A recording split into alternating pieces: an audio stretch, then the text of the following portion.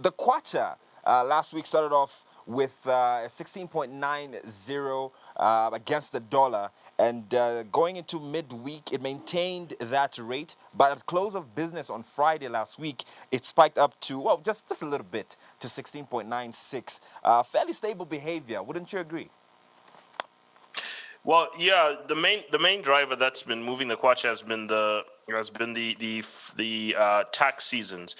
Once you have a slurry of tax payments that have to be made, you have what are called forced liquidations of dollars that start to happen in accounts, and people have to sell off dollars to start making tax payments in Kwacha.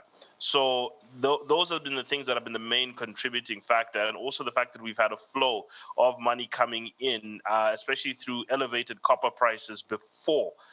Which is obviously now changing the sentiment now. But we've had elevated copper prices translating into higher tax revenue that's now allowing the flow of dollars as well. Second thing you have to bear into consideration that's also allowing it to stabilize is this is a deliberate policy by the central bank, which they did announce that they have been selling, and they've been doing this quite increasingly, but it's not drastic levels of selling, but they have been selling to try and keep the pressure down on the currency itself. So you have central banks selling, and you've got tax payments that are converging together to keep the Kwacha between the range of about 17.10 and 16.9.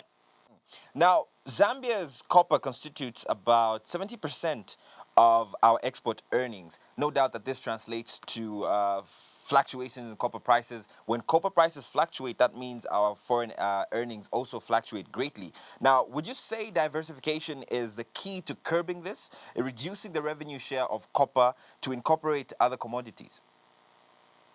Well, there is an attempt to do that.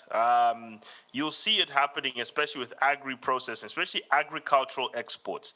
And this has not just happened this year. This has been happening for the past 2 years. Agricultural exports have been the fastest growing of our export sector, but they're coming from such a small place, and mainly because we've gone through such a series of droughts as well, which have been quite harmful to this nation's ability to produce food at enough of a scale. So diversification is extremely important. In fact, what you find is most countries that have stable currencies have diversified, or at least value added their major export. Single commodity based exports leaves a lot of people's currencies into volatile swings. Like right now, one of the biggest threats is that copper has dropped below 9,000 for the first time since March 2021. So that's going to now bring an effect into the government revenue in dollars that they're able to sell off into the market, and adds a bit of pressure to the situation. So yes, it does. The diversification is of extreme importance, but it's a process that is actually ongoing at the moment.